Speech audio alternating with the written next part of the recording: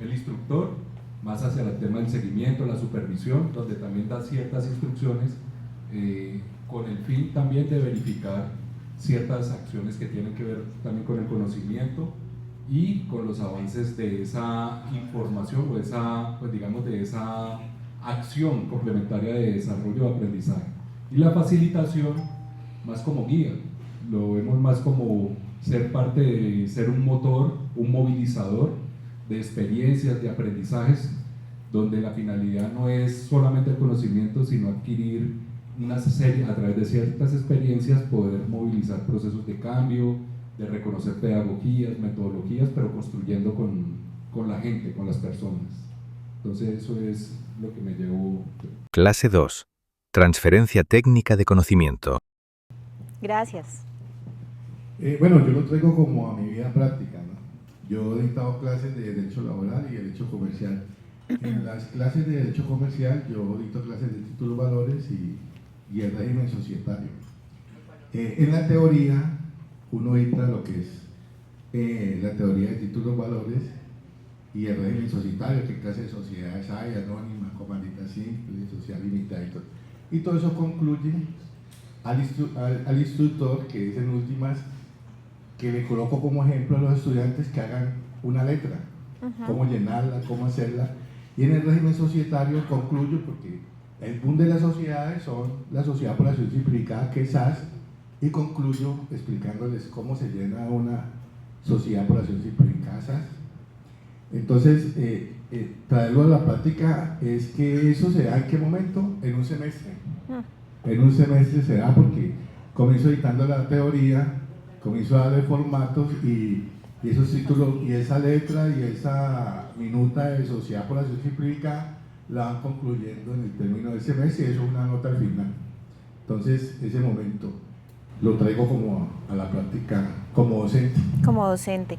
Acá hay dos puntos, bueno, varios puntos que son súper importantes. ¿No? Bien, colega. Muy bien, muy bien. Que es importante en este punto que nosotros vamos, como les decía anteriormente, cambiando de piel, dependiendo de la situación y dependiendo del contexto como tal. La importancia, ¿cuál es? Usted habló de un conocimiento por allá de Platón, abstracto, y al final termina siendo cómo llenar un formato, uno diría un formato entre comillas que no es cualquier cosa, pero eso es lo que es nuestra misión, o sea, volver las cosas abstractas lo suficientemente concretas y lo suficientemente legibles para que no nos necesiten. Esa es la principal labor del que educa, es que no te necesiten más adelante. Es muy triste, pero es lo más conveniente. El aliciente es que la educación, los procesos duran años. O sea, uno puede decir, es como un arbolito, una semilla que uno siempre puede demorarse mucho tiempo y uno ve los resultados en el tiempo. Pero cuando ya ese árbol es autosuficiente o tiene otras cosas, uno dice, hasta aquí llegó mi misión. Y creo que es importante.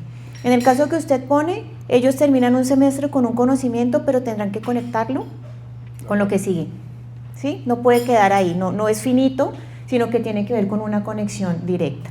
Y con los elementos de los roles y las pieles y los elementos particulares, conocer muy bien lo que nosotros estamos ofreciendo como conocimiento.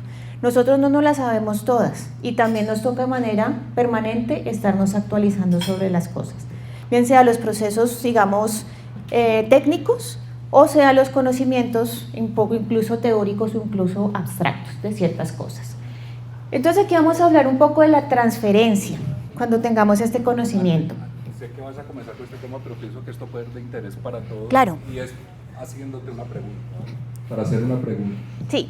Digamos que al día de hoy, a través de los diagnósticos, de los grupos focales, de la observación de los diferentes eventos, procesos, intervenciones que se desarrollan en la universidad, se percibe algo muy importante y es el tema de la resignificación de lo que tiene que ver los principios, los valores y lo que tiene que ver todas esas raíces que son de fondo lo que prácticamente ante los ojos no es visible fácilmente, como decir voy a hacer este proceso. Otra cosa es usted cómo está siendo ético, usted cómo está trabajando de una manera proactiva, usted cómo hoy, ¿cierto?, está poniendo unos principios, unos valores como la dignidad hacia el otro. ¿Y por qué lo quiero llevar antes de empezar con la segunda parte? Porque la pregunta es, desde tu perspectiva, digamos, y de tu experiencia, hablando de valores, hablando de principios, de trabajar colaborativamente, pero mucho más desde la disposición, no desde el punto de vista del saber, porque hoy vemos que en la universidad es importante resignificar eso que es de fondo, mucho más que el conocimiento, porque el conocimiento está, nos regimos por conocimiento, es parte misional de la universidad. Sin embargo, eso no mantiene estructurado, no mantiene tan fuerte si no resignificamos prácticamente lo que no se ve, que tiene que ver con nuestros valores, actitudes, principios y todas las situaciones que desde un punto de vista pues muestran lo que es o no es la universidad, ¿cierto? Viéndoles de una manera constructiva. La pregunta antes es hacia dónde va. ¿Qué tipo de intervenciones o formaciones deberían de llevarse a cabo? Porque desde mi punto de vista ya no tiene que ver tanto con una capacitación, es decir, a mí no me... O sea, si yo voy a una capacitación donde van a hablar de la dignidad hacia el otro, o me van a hablar de cómo debo respetar a otro, pues yo creo que la plática ahí se pierde. ¿Sí me entiendes? No son temas de capacitar, son otro tipo de formaciones e intervenciones que hay que desarrollar. Entonces, me gustaría que desde tu perspectiva nos dieras a conocer algo que es tan importante hoy para la Universidad del Valle, resignificar esa parte que al día de hoy, pues digamos, hay cierta ruptura, ciertos quiebres, porque lo que queremos es poder resignificar esos valores, ¿no? Lo que realmente somos como universidad. Pero para eso hay que tocar las fibras y sensibilizar, es el fondo. Entonces te agradezco, lo hago más para que nos complementes. Claro que sí. Entres al segundo tema. Bueno, yo creo que aquí hay un punto y palabras que están ahí claves. Yo le puse resaltador amarillo a muchas palabras que usted dijo por ahí, que son importantes, y uno de los elementos claves que habló al final es la fibra sensible. No hay acto educativo si no hay emoción. Si yo no me conecto emocionalmente, la emoción no significa que siempre sea alegría, poético, maravilloso, puede incluso haber rechazo, pero hay emoción. Si no hay emoción, no hay aprendizaje, de ningún modo, ¿sí? Entonces usted me habla de la capacitación como un elemento, como un fin último, llamémoslo así, pero antes de eso hay que hacer transpolaciones, porque es que en mi trabajo como formador, capacitador, maestro, profesor, cualquiera de las figuras que está ahí, no solamente dar una información, que es el tema, por ejemplo, de transferir, sino tengo que motivar en el otro las cosas que va a poder manejar. Entonces, sí, usted habla de los valores, es lo más complejo porque es invisible. Uno no puede venir, ¿qué tan ético soy? O cuando hablamos, por ejemplo, de sostenibilidad, ¿qué tan sostenible soy? O ¿qué tal moral soy? Esto no se puede exponer solamente en los ejemplos particulares de el caso o digamos una ruta de proceso, sino cómo esa persona actúa en cosas que puedan ser símiles o transpolables, ¿sí? ¿Dónde más vemos procesos que uno podría decir? Una estrategia interesante desde lo pedagógico es hacer referencias análogas a los procesos que hacemos hoy. Entonces uno dice, por ejemplo, cocinar un arroz, ¿se parece en algo a lo que hacemos cotidianamente en la universidad? ¿Ustedes qué creen? ¿Nada? ¿Proceso? Que uno diga exactamente igual, no. Pregunto, ¿a quién les gustan los programas de concurso de cocina? ¿Han visto Masterchef? ¿Les gusta o no les gusta? ¿Qué les gusta? Pues uno dice, son procesos, ¿sí? Uno al final no entiende cómo hacen tantas cosas y obviamente tienen muchas capacitaciones detrás, eso no es porque sean maravillosos. Pero cuando pongo el ejemplo, y esto lo traigo un poquito del diseño, es cómo prepara usted un arroz. Entonces, si yo les digo ahorita a ustedes, ¿ustedes preparan arroz? ¿Hay alguien por ahí que no prepara arroz? Mi mamá hace mi mamá, mi esposa. Bueno, pero eso es prepararlo. ¿Qué implica eso? Que tanto lo que es eso que parece tan cotidiano, que uno diría lo sé hacer o no, o hervir el agua, porque uno diría es fácil, pero no necesariamente, es una transportación análoga a los procesos que yo hago cotidianamente. Y listando un poquito el tema de sociología, es lo que me hace persona, cotidianamente. Yo no les voy a preguntar qué hicieron antes de venir acá, pero probablemente se levantaron, tomaron cafecito, se bañaron, se vistieron, cosas que uno ya ha interiorizado y ha vuelto tan cotidianas que no se da cuenta que hay un valor detrás de eso. Es igual en la capacitación, en lo invisible, ¿sí? ¿Dónde vemos esos valores de la universidad? ¿Cuál es el no llamemos eslogan, sino el nombre de la universidad? La misionalidad. ¿Cuál es? ¡Ay, le puse tarea! La mejor para los mejores. ¿No? ¿Ya no es?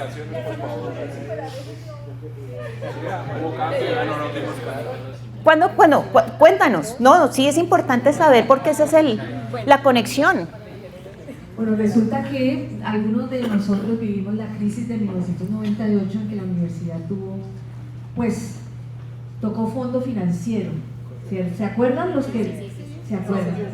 En esa época, parte de la estrategia de comunicación que usaron en esa época fue ese eslogan, la mejor para los mejores, porque necesitaban como que nosotros tenemos que salir adelante porque somos los mejores, pero con el tiempo esa construcción discursiva se volvió muy excluyente, porque nosotros somos la mejor para todos, ¿cierto? Para todos, y digamos que el trasegar por la universidad hace que nuestro talento deje huella, pero la Universidad del Valle es la mejor para todos, sin exclusividad, ¿sí? Desde toda etnia. Aquí es la universidad pública, cabemos todos, ¿sí? Entonces por eso pero eso fue importante en aquella época, pero con el hashtag Orgullo Univalle, todo el mundo dice Univalle es la mejor para los mejores. Eso quedó como escrito, no sé, en oro, en piedra. No sé, pero no hemos podido. Nosotros decimos que la Universidad del Valle construye el futuro, transforma los territorios, el conocimiento transforma las vidas, pero no, ese fue el eslogan que se quedó en la memoria institucional. La Universidad del Valle es la mejor para todos, los indígenas, los afro, todas las diversidades sexuales, todos. Entonces, por eso es que yo siempre digo, ¿cuándo vamos a superar eso? ¿No? Y nosotros tenemos el ethos universitario, el código de ética de la universidad, que habla de los valores que mencionaba Juan Carlos. Bueno, entonces aquí es importante dos cosas. Las narrativas. Uno dice que tiene que ver la narrativa con la educación, pues eso es formación. Depende del contexto histórico que usted se formó, histórico no solamente el año que nació, sino en el lugar donde estuvo, las formas que lo moldearon como persona, ese va a ser la impronta. De pronto, la mejor para los mejores sigue siendo algo que la gente quiere, es aspiracional, incluso lo pensaría, suena bonito también. Y dentro del tema competitivo universitario, pues uno dice, ay, pucha, yo quiero ser la mejor para los mejores, ¿sí?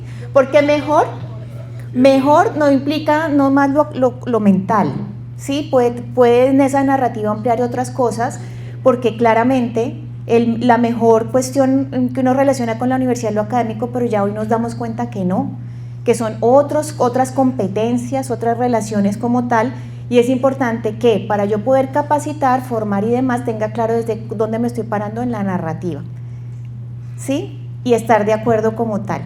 ¿Quiénes consideran que están en la mejor universidad? ¿Quién dice que es la mejor universidad? Ustedes adentro y la gente afuera, o sea, no es algo que ustedes están inventando, hay una trayectoria de más de 80 años de institución que uno dice, me le quito el sombrero como tal, y vienen otras cosas que nos ayudan hoy en día, que son las analíticas de datos, que son las percepciones reales y los indicadores, que es la matemática bonita, o sea, cómo entendemos los números, y cuando digo bonitas porque todas la entendemos, ¿sí? Lo digo ¿por qué? Porque bueno, mi hijo es matemático y desde chiquito él me decía, mami, aprendí esto, y yo era así como, y no entendía, pero cuando él ya me presenta una gráfica o algo, pues porque él ya es grande y me muestra, yo, entendí, y siempre le había entendido de otra manera. Entonces, como se cuentan las cosas, también es como nos conectamos, y el mensaje y la comunicación en nuestro proceso es importante. No sé si resolví o complementé la pregunta o abrí otra pregunta a lo que estamos diciendo aquí, pero lo transparente, lo que no se ve, es lo que tenemos que empezar a traspolar en cosas análogas que sí podamos ver. Entonces, el que prepare el mejor arroz, que nos invite. ¿Listo? Alce la mano y diga cuánto. Bueno, entonces aquí vamos a hablar en esas cuestiones, digamos, de roles diferenciales o complementarios, diría yo en este caso, de cuáles son los elementos que para nosotros, vamos a hablar primero como facilitadores. Vamos a facilitar un proceso, un camino para algo. Aquí nos volvemos a mezclar. Si uno dice, yo solo soy maestro, bueno, puede suceder. Y creo que la Universidad del Valle tiene de los mejores, ¿no? Estos profesores eméritos que uno dice, que es como complejo porque uno los ve lejos. en diferentes disciplinas que ya son unas eminencias a nivel nacional e internacional, de pronto hay unas personas que sí se quedan en un solo rol, porque ya alcanzaron un nivel, ya no necesitan otra cosa o les gusta estar ahí como tal. Pero aquí tiene que ver mucho el movimiento, el espacio, el mensaje que nosotros manejemos de las cosas. Entonces, cuando hablamos de posicionamiento, uno como maestro siempre, bueno, digamos, el imaginario es como que yo estoy arriba y los demás están abajo. ¿Por qué creen que es así? Porque uno tiene una visión periférica. O sea, el maestro que es el que sabe, tiene el maestro en cualquier área. Porque usted puede ir a ver una artesana y es una maestra. ¿Y uno qué hace cuando ve un maestro artesano? Pues admira, uno no puede hacer exactamente lo mismo. Por más de que aprenda la técnica, el oficio, tenga las herramientas, el conocimiento está adentro como tal. Pero también desde arriba tiene que ver con no una noción de jerarquía de que estoy en la punta porque soy el que dirige, sino porque tengo una visión amplia de las cosas como tal. Entonces el maestro tendrá esa visión de poder manejar un grupo de alguna manera porque todos tienen algunos rasgos comunes, y el instructor, cuando uno tiene el papel de instructor, ya empieza a ver las diferencias como tal. ¿Les habrá pasado? Personas que son más auditivas, ¿cierto? Personas que son más del ejemplo, que usted lo tiene que hacer primero para que el otro lo diga. Personas que son más que usted le explique hablando o con metáfora, de alguna manera. ¿Qué otras personas? ¿Qué se les ocurre? ¿Qué les ha pasado en esa relación con el otro? Exacto. No es solamente ver, vamos a tener una capacitación y quedarse sentado, ya no, por más de que sean cosas muy técnicas o específicas sobre eso. Y el facilitador lo que hace es sentarse al lado, literal, de alguna manera, y hacer con la persona, de alguna manera. ¿Tenemos esta formación humana para poder adquirir o poder tener cualquiera de estos roles? Tenemos la paciencia, tenemos esas capacidades blandas, para poder decir, este señor no me tiene paciencia o este señor no quiere. ¿Cómo lo manejan? Cuéntenme de esa parte, cómo lo manejan, y tiene que ver un poco con el tema de los valores. ¿Les ha pasado? ¿O todos dicen, llegaron los capacitadores, tenemos capacitación, no? ¿Cómo lo manejan? Hay algo que es sumamente importante y es el tema de facilitar los espacios. Pues digamos, hay un libro, pues yo me refiero pues doy referenciación, ¿cierto? A lo que dice Daniel Goleman, el psicólogo pues que prácticamente ha escrito temas muy importantes sobre la inteligencia emocional, inteligencia social, focus, varios libros. Y él dice, la importancia no es tanto llevar desde el punto de vista, digamos, el conocimiento hacia la obligación, hacia la instrucción, sino al deseo de poder comprender y entender. Entonces, desde mi punto de vista, la parte más compleja y difícil tiene que ver con saber llegar a la gente. Esa parte no es tan fácil. Lógicamente hay personas, hay seres humanos que tienen esa capacidad y van abordando un proceso de autoconocimiento, de gestión emocional, también de esa lectura de grupos y de equipos para saber dónde se están moviendo, y eso es fundamental. Pienso que eso puede ser mucho más complejo, difícil entrar en ese proceso de introspección, de inmersión para lograr vínculo con una audiencia, que tener el conocimiento. Porque desde mi postura, lo que tú decías, una pregunta al comienzo, ¿quién recuerda a ese profesor? Yo recuerdo a un profesor o una profesora de tantos que he tenido, porque impactó en mí, impactó, digamos, no solamente su saber, sino que impactó la forma como llegó, lo que te estaba donde dando. yo pude asimilar ese conocimiento y poder mantener esa recordación. Entonces, eso es, desde mi punto de vista, fundamental, y hay que ser muy sensible. Yo pienso que eso tiene que ver mucho con el trabajo tanto de introspección, de trabajar en sí mismo, para poder abordar conocimientos y poder facilitar espacios que puedan llevar a comprender, que puedan llevar como propósito a que otros comprendan. También hay una palabra, se dice mucho de enseñar, lo que tú decías, enseñar, pero para mí yo tengo, digamos, algo disruptivo ahí en el tema de la enseñanza, y es que prácticamente a mí nadie me dice que me enseña. A mí me deben de preguntar, ¿usted aprendió? Porque yo no puedo decirle al otro, yo le enseñé. No, o sea, uno le enseñó siempre y cuando el otro esté aplicando y esté desarrollando esa gestión de esa información, ese conocimiento y lo esté llevando a su vida práctica. Si no, no hubo aprendizaje. Entonces muchas veces asumimos eso, como la palabra motivar. Nosotros no motivamos, nosotros facilitamos espacios porque la motivación es algo intrínseco del ser humano. Aquí cada uno de nosotros debe tener una motivación particular en la manera de abordar su propio aprendizaje.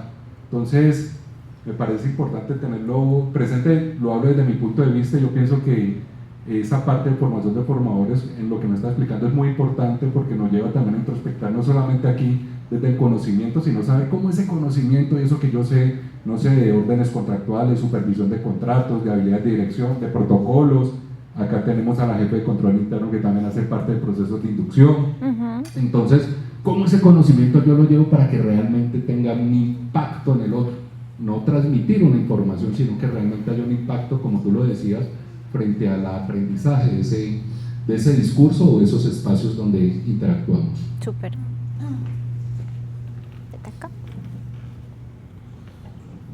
Gracias. Yo creo que podemos hacer también un símil con la parte de jefe, líder y el líder coaching. Eso es algo muy similar a maestro, instructor y facilitador, yo lo veo por ahí. Y digamos, yo estuve viendo un diplomado de coaching y lo que hablan muchas veces es eso, de que la forma más fácil de poder impactar es con las emociones. ¿Por qué? Porque con las emociones, como yo me siento, yo instructor, yo maestro, yo facilitador, como yo me siento y lo que yo transmito, mi postura, mi actitud con C, va a permitir que mi actitud con P se pueda transmitir de una mejor forma. Ten en cuenta que la aptitud con P son los saberes, ¿sí? Yo qué tan apto soy, los saberes, lo que son, lo que yo sé y cómo lo sé aplicar. Esa es la aptitud con P. Y la actitud con C es cómo yo, mi energía, mi fuerza, mi motivación, mi ser, se transmite frente a cualquier postura. Entonces, la mejor forma de uno conectar con un grupo es, ante todo, teniendo una actitud con C bien potente, que haya conexión, que haya dinamismo, que la gente se pueda conectar. Por ahí decía un español que estaba en una conferencia que decía el valor del ser. ¿Cuánto vales tú como persona? Y decía que hay una ecuación que era C más H por A, que C son los conocimientos, H las habilidades y la A es la actitud, ¿sí? Entonces, que la mejor forma de poder transmitir todo ese conjunto del valor del ser es teniendo un potencial muy fuerte, que es el que multiplica en la ecuación, que es la actitud. Es como para lucir lo que está hablando el jefe. El jefe.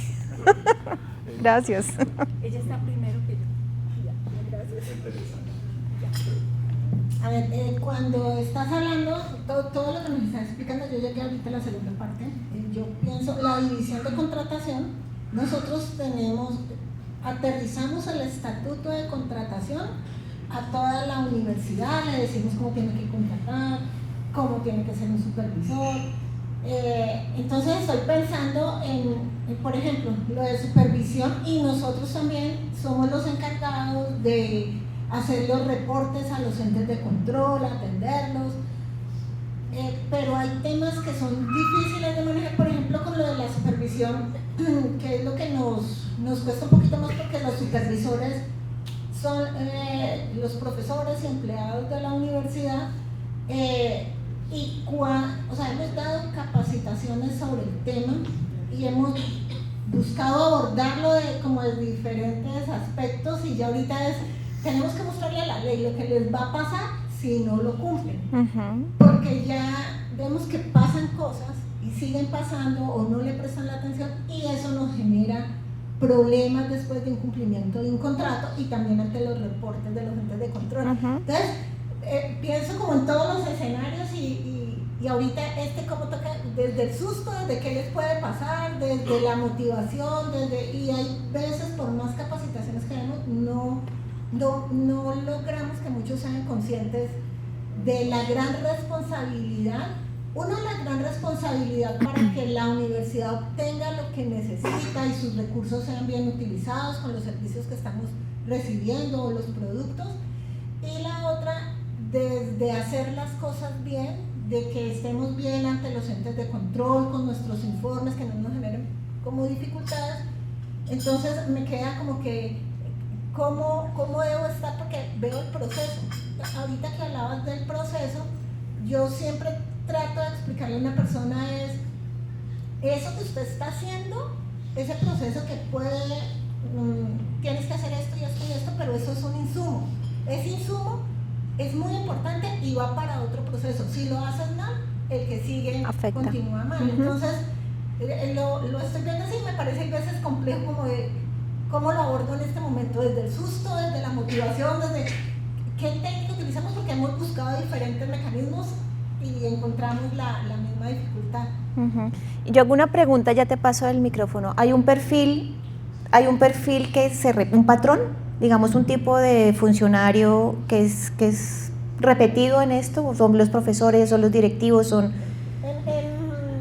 El perfil, bueno, tenemos profesores, empleados, pero lo que se repite hay veces es que no hacen su supervisión. No todos, o sea, cuando hemos tenido dificultades que tienen que hacerle seguimiento a su contratista, a la seguridad social, si la están cumpliendo, y hay veces pasa que no le han hecho el seguimiento que tienen que hacerle, y cuando más adelante resulta que no ha entregado los productos y ya ha corrido mucho tiempo, y ahorita qué hacemos cuando ya, entonces nos toca con un proceso diferente, pólizas y todo. Entonces hay veces siento que es como que tomo y listo, yo voy a ser el supervisor, pero no soy tan consciente. Más que el susto, pienso que es qué productos o qué servicios estoy recibiendo para la universidad que nos ayude a cumplir la misión de la universidad. La misión de la universidad es educar, y nosotros somos los que estamos apoyando desde nuestro quehacer, desde nuestro conocimiento, para que esa educación se pueda dar en como pretendemos que se dé. Claro. ¿Sí? Pero es eso, no, creo que a veces es como que, como, no sé, en muchos puede ser como el despiste, otros como que no me importa, que nos siguen pasando las mismas cosas. ¿Sí? Y como es una entidad pública, nuestros procesos son más largos, hasta para hacer una compra, cualquier cosa, porque tenemos que cumplir como varios requisitos, porque tenemos que reportar a entes de control y nuestros procesos van a ser más largos. Entonces no puedo, ya les mando esto y contrátemelo para mañana. Nosotros no podemos hacer eso porque tenemos que hacer varios pasos. Claro. Vamos a darle la palabra y ahorita sugiero algunas cosas. Muchas gracias. Muchas gracias. Yo quiero dejarles como una cápita, un asterisco. Pues porque no todos nosotros vamos a ser coach, no nos vamos a formar como coach. Entonces, y traigo a colación la retórica aristotélica que nos habla un poco de cómo conectar con el otro, ¿no? Desde el orador, desde su capacidad, de cómo conectar con el otro, y podría ser desde las emociones. Pero en los procesos de capacitación, de formación, esta no es la única manera. Y menos pues en un contexto universitario donde tenemos que utilizar procesos de convencimiento, donde la racionalidad en la construcción discursiva de nuestros argumentos son muy importantes. Entonces hay que tener una combinación de cómo construimos nuestros argumentos, cómo desde la racionalidad dialéctica entramos en contacto con el otro, pero la racionalidad no puede ser excluida, porque no todos somos coach. Nosotros vamos a hacer así, no. Habrá momentos donde, por supuesto, que conectar con el otro desde lo emotivo, ¿sí? Va a ser muy importante, pero hay otras cosas que necesitamos la racionalidad para poder argumentar algo. No siempre pasa por lo emotivo, eso es algo que debemos tenerlo en cuenta, ¿cierto? En los procesos de capacitación tenemos una combinación, digamos, desde lo racional, también desde lo emotivo, y dependiendo también del contexto. Entonces, no todos vamos a ser coach, no todos los facilitadores son coach, ni vamos a encontrar en el coaching la fórmula mágica para poder conectar con el otro, porque es mucho más complejo, ¿no? Y no olvidemos la racionalidad, que también es muy importante. Gracias. Bueno, ya para darte la palabra, yo creo que conectando y dando un poquito la respuesta acá, sí lo racional, sí lo emocional, sí el ser, porque estamos también, y la educación no es solamente el contenido y tampoco es solo la emoción. El aprendizaje significativo es un modelo que es ideal para lo que tú estás hablando. ¿Para qué me sirve o qué pasa en las afectaciones si yo no actúo de alguna manera? Mira que detrás de esa inoperancia, llamémoslo así, puede haber un desconocimiento, puede haber un temor, puede haber algo que tiene que ver con no saber qué hacer.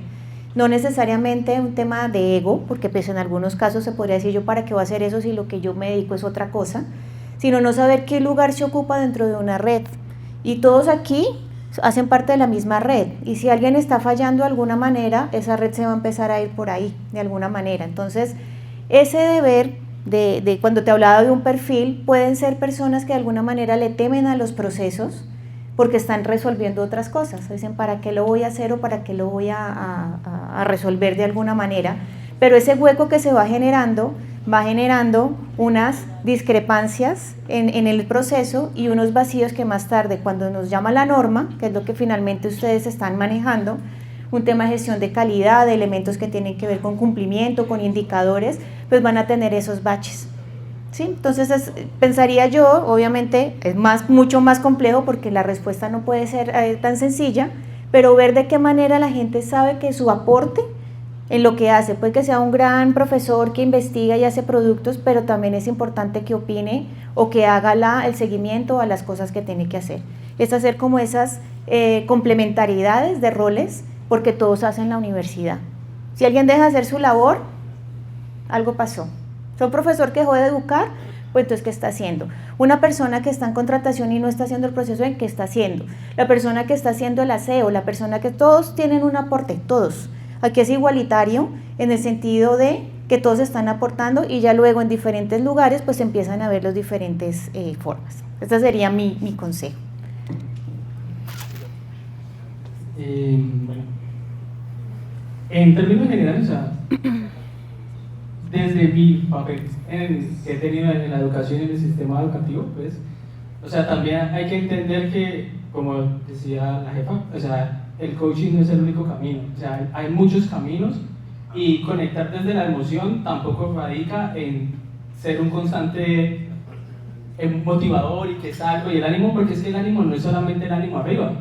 Una vez llega un público que tiene un ánimo más sosegado, pero igual tiene una disposición alta a aprender. También el tema de los roles y el tema de la supervisión, por lo menos, a veces lo que pasa es que al supervisor le asignan y le dicen que tiene que ser supervisor y él no quiere ser supervisor, pero le toca por el rango que tiene. Entonces, además, que yo siempre he discutido esto, la educación es una respuesta y aporta, pero no es la única respuesta y tiene que ser la única respuesta. Y pues aquí la capacitación del día de hoy es exactamente como nuestro papel como capacitadores, pero esa no es la respuesta a todo. Eso tiene que ir acompañado de otras medidas transversales que acompañen y que den las herramientas al capacitador, finalmente. Que si hay que hacer acuerdos, que si hay que hacer resoluciones, que si hay que hacer modificaciones institucionales, que si hay que brindarles otras herramientas a ese público que está recibiendo la capacitación, que si las herramientas tecnológicas, que la posibilidad de realizar eso que nosotros le estamos diciendo que tiene que hacer en la capacitación, lo que tiene que aprender. Entonces también hay que poner límites, hasta dónde yo como capacitador o las capacitaciones, hasta dónde pueden cambiar la institución, porque creo que tampoco es el objetivo. La capacitación al final es una herramienta para generar esos cambios, pero no puede ser la solución general, tiene que ir acompañado de otras cosas. Entonces, el tema de la supervisión, pues sí, nosotros desde las capacitaciones les decimos cómo pueden acercarse, cómo lo pueden hacer más fácil, brindarle, pero al final, como decíamos, la educación es una cuestión también de voluntades. Y si no hay la voluntad de aprender o de querer hacer las cosas, miren, nosotros podemos dictarles 26 capacitaciones, traer a los mejores y no lo van a hacer porque no quieren hacerlo. Entonces hay que hacer transformaciones transversales y no esperar, como pasa con los niños en los colegios, que uno llega al profesor y los papás quieren que uno eduque al niño por ellos. Entonces nosotros como profesores no podemos hacer eso y nosotros como capacitadores tampoco vamos a cambiar toda la Universidad del Valle.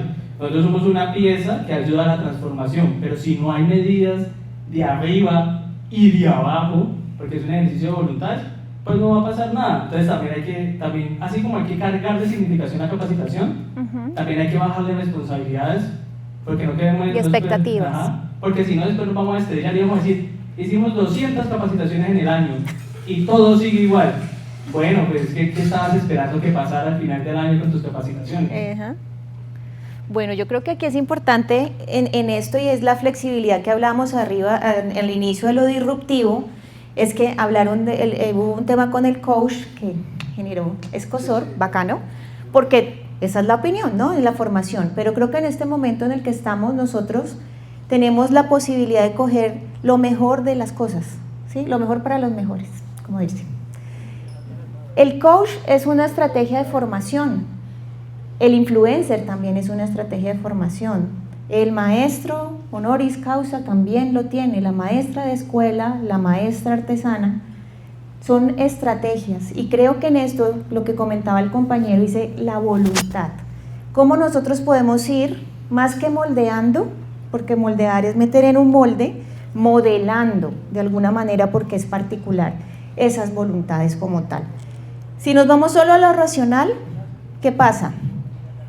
La gente puede resistirse al conocimiento de las cosas, porque incluso hoy, nosotros que nos formamos de otra manera, la mayoría, creo, pues yo creo que aquí hay gente de más de 30, 40, ¿no? Digo yo, le tocó otra cosa, le tocó el Betamax, le tocó otra cosa. Sí. ¿Qué es eso? Claro, digo, ¿qué es eso? Hoy, pues un niño, un joven dice, ¿y esta cosa qué es? ¿A qué venimos jugando? Sí, y ya ni a museo les gusta ir, y uno, ¿pero por qué? Entonces, coger lo mejor de la época, porque nosotros también tenemos que adaptarnos de esa forma a cómo la gente se conecta, porque uno dice, el más reacio a capacitarse puede ser el que le guste más TikTok. Uno no sabe, porque uno dice, la edad ya no es límite para uno estar conectado en una red. ¿Que hay unas más o menos? Sí. Entonces el consejo o la recomendación, porque claro, es una lucha, a la capacitación no se le puede otorgar que todo resulte. Y yo pienso que más que una pieza es un engranaje. Y si un engranaje no funciona, ¿qué pasa? Las otras cosas no se mueven, de alguna manera. Si se oxida, toca ayudarle o cambiarlo. ¿Qué será más fácil? ¿Cambiar o reparar? ¿Sí? Ahorita estamos más en una onda de... ¿O qué? ¿Perdón? Cambiar, pero también reparar. O sea, ¿qué es lo que no ha funcionado de alguna manera, pero que no termine siendo una cosa llena de baches y un Frankenstein, porque no nos va a funcionar tampoco? Entonces ahí tenemos que hacer esa conexión.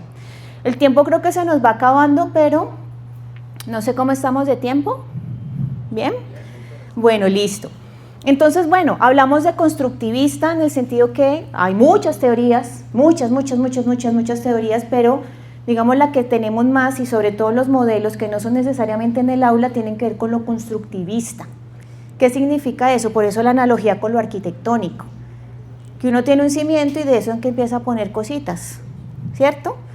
Ustedes tienen claro qué tienen las personas que ustedes van a capacitar de conocimientos. ¿Saben usar un computador? ¿O uno asume que lo sabe usar? ¿Saben leer y escribir? Uno asume, pero no necesariamente. ¿Uno le han hecho exámenes de lectura y escritura? No, uno asume que porque está en un lugar ya sabe. Probablemente no.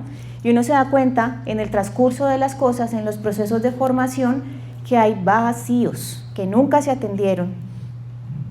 ¿Sí? Uno dice, por ejemplo, la dislexia. Ay, es que no es que tiene una cosita ahí que es la maña. Así es. Probablemente pasó algo y no se le paró bolas en el asunto que era. Matemática, discalculia, ¿sí? El tema sinestésico, el tema que tiene que ver con las relaciones entre lo emocional y lo mental. Y uno dice, yo conozco a la persona hasta dónde la tengo que conocer. No sé, aquí sí estoy pecando de ignorancia cómo asignan las capacitaciones. Si es por horario, digamos, o por un perfil. Pero sí es importante saber que esa persona tiene una base, de alguna manera, en la resistencia. Personas que pueden ser más rápidas para entender los sistemas operativos que otras. Pero hay personas que uno dice, ¿será que saben usar un computador realmente? o saben usar el Excel, o saben usar... Entonces eso es importante tenerlo y es un poco la metáfora aquí en el concepto de incentivar, motivar, estimular y conectar sobre eso. Claro, uno no está aquí enseñando, no sé, cualquier tema de cualquier disciplina a cómo dibujar, que es un proceso mucho más complejo, sino a cumplir con un proceso que todo el mundo lo va a hacer igual. Pero es importante que antes de llegar a esas capacitaciones, supongo lo tienen, es un background de qué es, ¿para qué estoy haciendo esto? Si uno se hace las 10 preguntas básicas del decálogo de Bernal, que se llama así, como capacitador también debería saber si su público lo sabe, qué, por qué, para qué, con qué, en medio de qué, porque si no va a terminar siendo una tarea automática, que no siempre va a ser automática porque va a fallar de alguna manera. ¿Listo? Es como irse, voy a poner el ejemplo que me parece que tenemos una gran ventaja nosotros. Nosotros aprendemos todavía a manejar los carros como mecánico. ¿Qué pasa en el cerebro cuando uno aprende a hacer eso? Me dice, ay, pues es una máquina arcaica. No, o sea, todo, entre más uno le exige, traiga una persona que solo ha aprendido a manejar un carro automático, a manejar uno mecánico. Y uno, jaja, dice, ¡juá! ¿Por qué? Porque es la diferencia, ¿qué creen? No es solo poner a operar el carro, ya ni siquiera uno pone llave, ¿no? Porque nosotros conocemos que para tener fuerza para arrancar va en primera y segunda. Hay muchos procesos inmersos en eso. Cuando yo aprendiera a frenar, que hago esto, que hago No, todavía, tranquila. ¿Y qué pasa ahí? Si ustedes fueran capacitadores, instructores de manejo, ¿cómo manejarían la situación con sus aprendices? Hagan de cuenta esa analogía, esa transpolación. Se suben al carro, que todo el mundo sabe que es un carro, todo el mundo sabe, pónganlo en la silla del piloto. ¿Qué le dicen? Cuéntenme, como capacitadoras hagamos esa analogía. ¿Qué hace uno? Lo primero que uno debe hacer, según lo que le enseñan.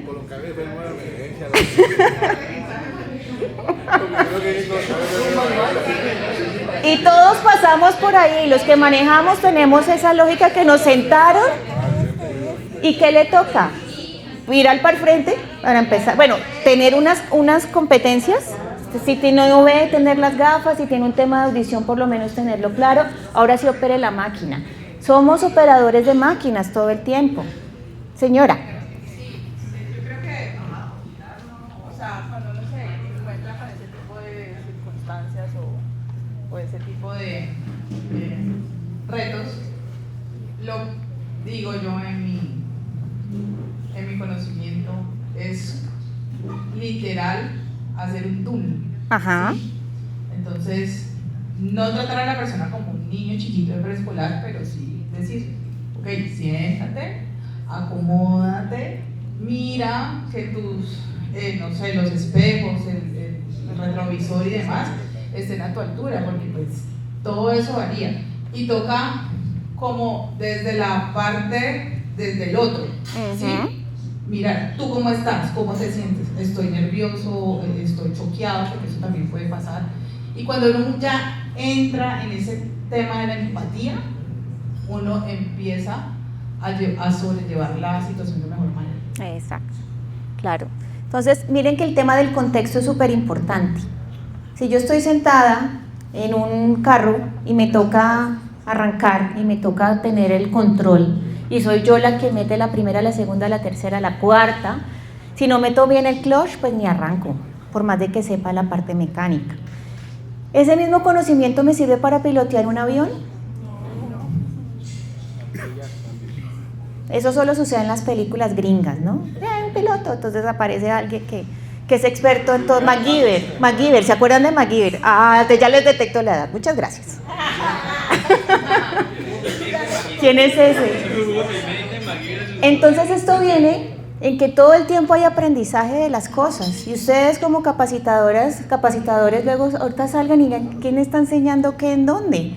Incluso el señor del bus cuando recoge la plata y frena y todo eso tiene que ver con el aprendizaje y es lo que ustedes, sí, profe, nosotros estamos haciendo contratos, ¿qué tiene que ver?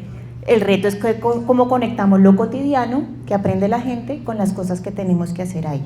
Entonces sí emoción, de pronto no tan como hablan del coach, también, pero la cuestión de la racionalidad.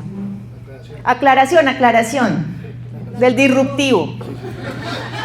No, la aclaración es que yo cuando arranqué el comentario dije, es un símil a lo que es jefe, líder y coach. ¿Sí? Yo no dije que coaching era lo único, yo dije, es un símil lo que veo aquí como maestro, instructor y facilitador, hago un símil a lo que es un jefe, un líder y un coaching que como cuando uno está... ¿cómo? ¿Cuál es la diferencia? Ya. El jefe es alguien autoritario, muy vertical, ¿sí? Donde se hace así porque yo lo dije que se hacía así. El líder intenta un poco más el acompañamiento, el untarse un poco el proceso, el motivar, y el coaching es más de identificar las formas de cada persona, como las habilidades que tiene cada persona y potencializarlas conforme a lo que yo voy identificando, ¿sí? Entonces, yo hice el símil porque lo veo muy parecido a eso. Entonces, no dije que era lo único y que era la forma yo correcta. No sé, yo como Poncio me lavo las manos. Arranqué así. Lo que yo veo allí es un símil. Eso es un ejercicio en este momento que se llamaría transpolación, porque cada cual lo ubica en su universo particular, ¿sí?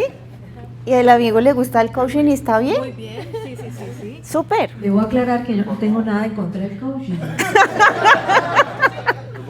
Mi punto, y lo recalco en esta nueva oportunidad, es que nosotros no conectamos solamente a través de las emociones. No se enseña solo a través de las emociones.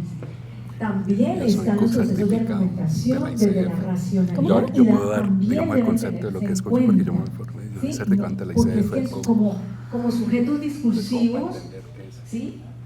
Somos racionales, también somos emocionales, ¿sí? Eso es lo que yo quiero decir, que no solamente está desde las emociones. Es más, yo admiro mucho a los coaching, ¿no? A los que hacen coach, porque yo no lo soy, ¿sí? Entonces, no tampoco soy una maestra, como vertical, no, pero admiro a esas otras personas que desarrollan ese tipo de caminos o habilidades, pero mi punto era que no solo son las emociones, sino también la racionalidad, también la construcción discursiva de los argumentos con los que presentamos la información, ¿sí? Que queremos compartir. Ese era mi punto. Listo.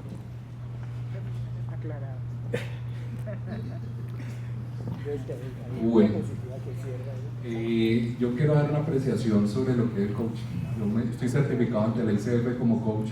He estado más de 5 o 6 años en ese tipo, digamos, de entender las dinámicas en cómo se lleva a cabo.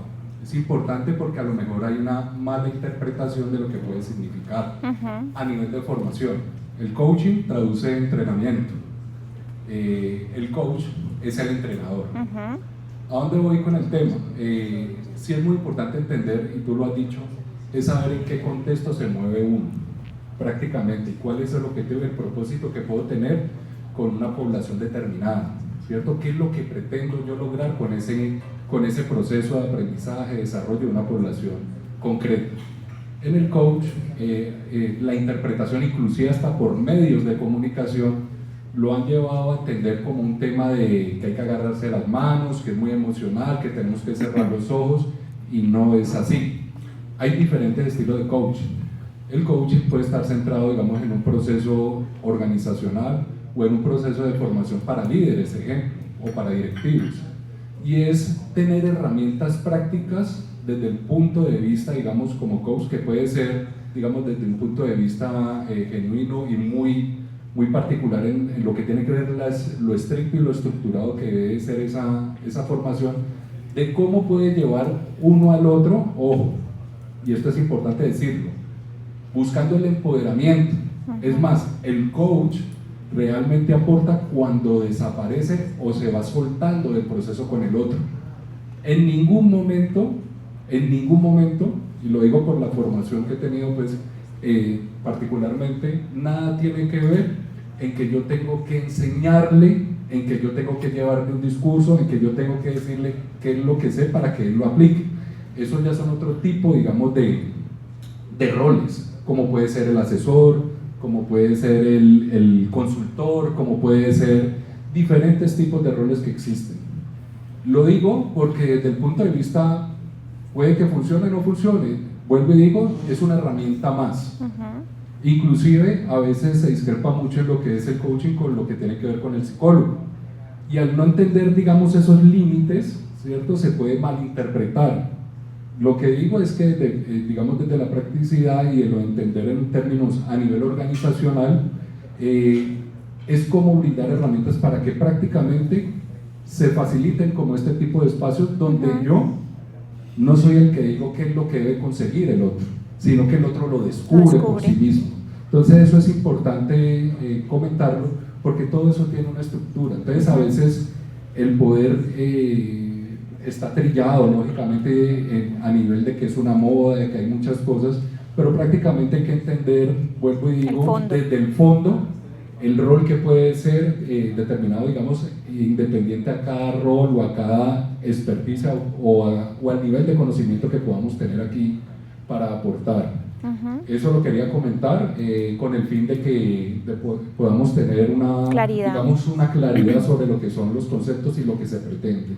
Una cosa es empoderar, sacar el poder y la grandeza del otro, ver al otro con esas posibilidades de lograr sus objetivos, pero aportando a que lo encuentre por sí mismo, no desde lo que yo tengo que brindar a través del conocimiento. Entonces, muchas gracias por el espacio. Bueno, muchas gracias por la aclaración, y creo que es muy importante porque los roles siempre son complementarios, ¿no? Pero lo más importante es saber qué es de fondo. Muchas veces las narrativas se distorsionan y termina cada cual interpretando las cosas de una manera que no es en cualquiera de los campos como tal. Esto me trae y me conecta aquí con lo que hablamos de los líderes situacionales. ¿Ustedes hacen capacitaciones colectivas o individuales? Y uno tiene un rol, ¿cierto? Cada uno debería tener un rol, pero no siempre tiene el mismo rol.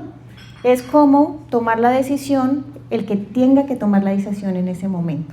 ¿Por qué razón? Porque uno podría tener una perfilación de alguien que es muy hábil en no sé, en el tema de sistemas, o es muy hábil en el llenado de formatos o algo, pero la persona no viene. ¿Cómo hace? ¿Cómo ese liderazgo se traspasa?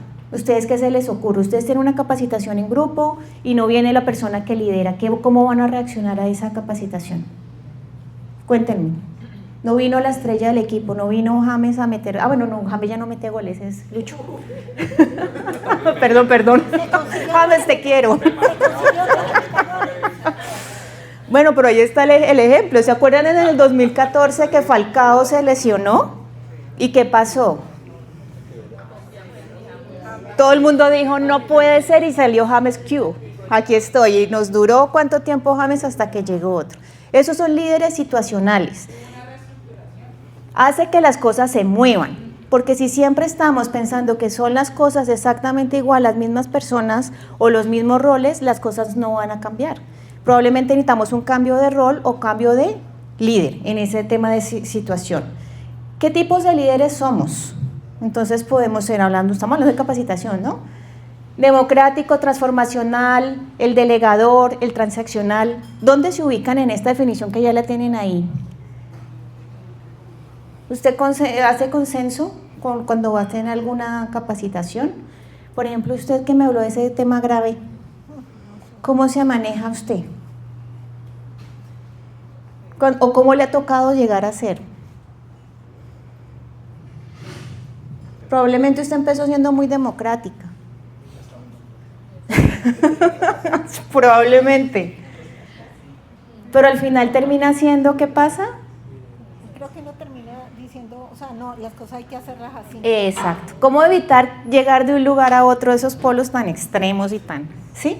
En esa situación.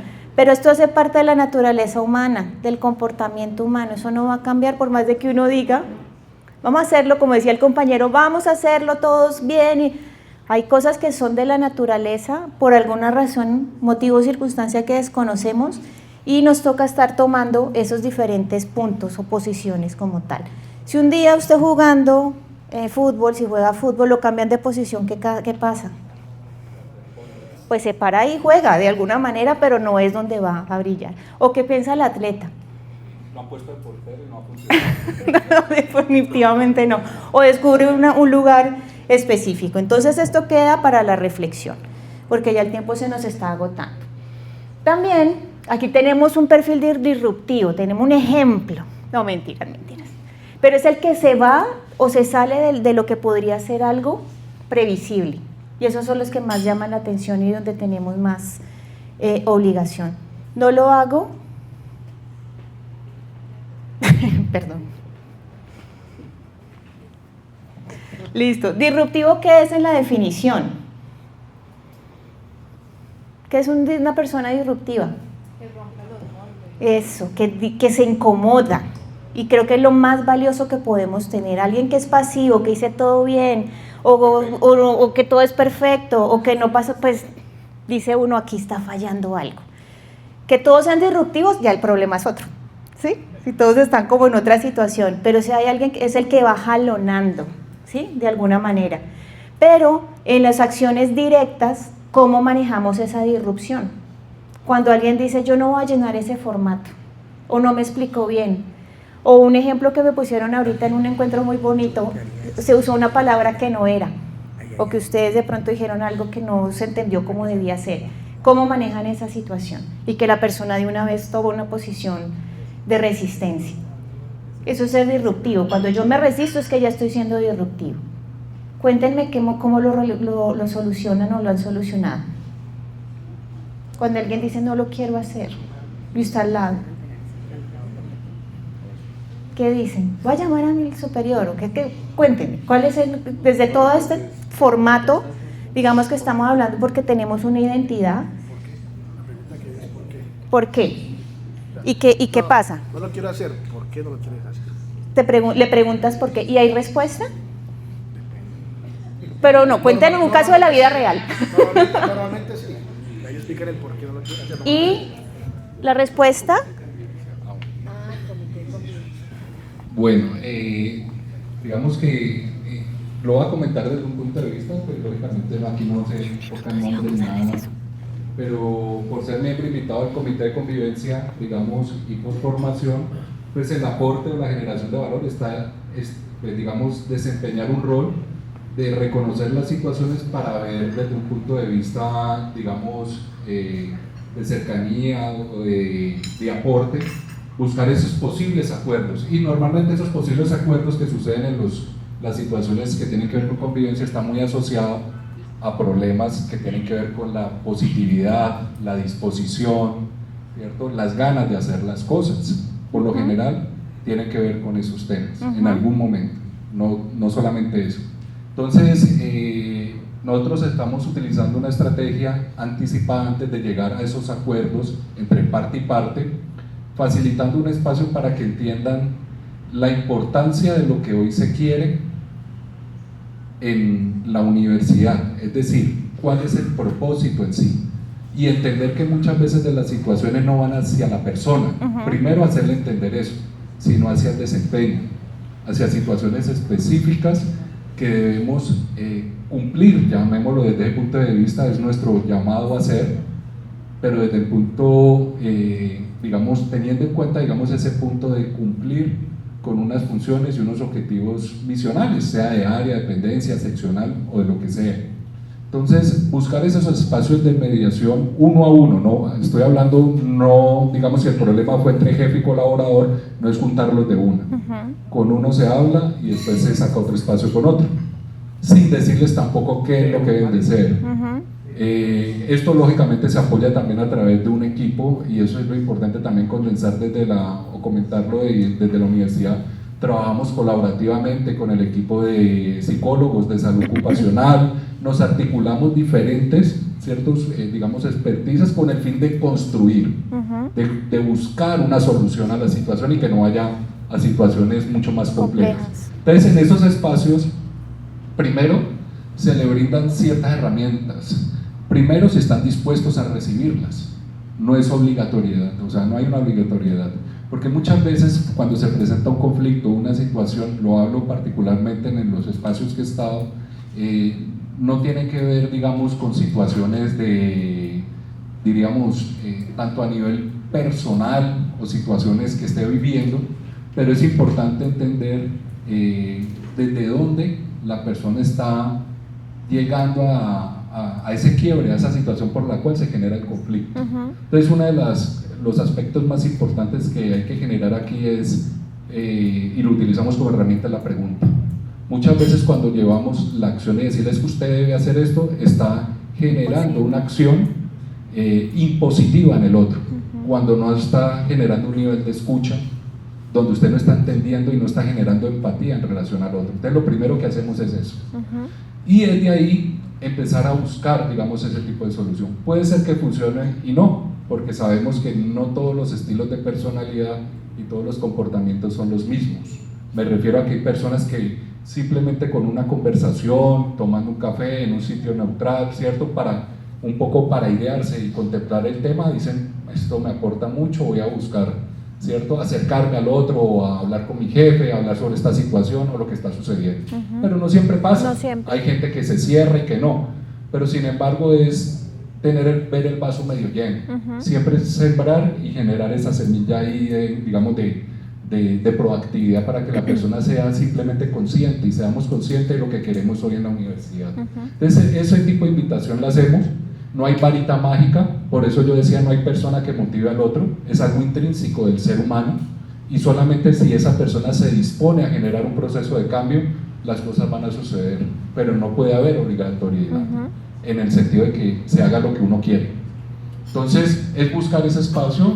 Ha funcionado, yo creo que ha funcionado, digamos, en cierto porcentaje, buscar esos acercamientos, llevarlo a también que sea un gestor de convivencia en medio del rol que está, digamos, en medio de su población, digamos, de esa población de impacto o ese círculo de influencia, para que de alguna manera aflore un mejor clima laboral. Claro.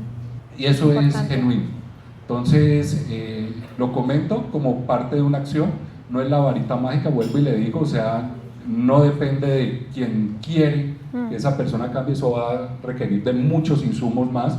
A veces no es temas tampoco que dependa de la persona, sino que también dentro de la universidad, en los contextos también son de forma estructural y tienen que ver más con metas de desempeño, tienen que ver con la estructura o tienen que ver con muchas cosas que a veces pues la persona o las dos personas que entran en conflicto no tienen el alcance de lograrlo, y ahí es donde requerimos un poco también ver cómo estamos concientizando. Por eso lo que decía al comienzo, hoy estamos llevando desde la visión de recursos humanos a generar un espacio más consciente de cómo estamos direccionando y estamos generando ese liderazgo impactando hoy en las unidades académicas. Estoy hablando de los consejos de facultad, porque partimos que hay que hacer un trabajo de arriba hacia abajo también, de concientizarnos y volvernos facilitadores.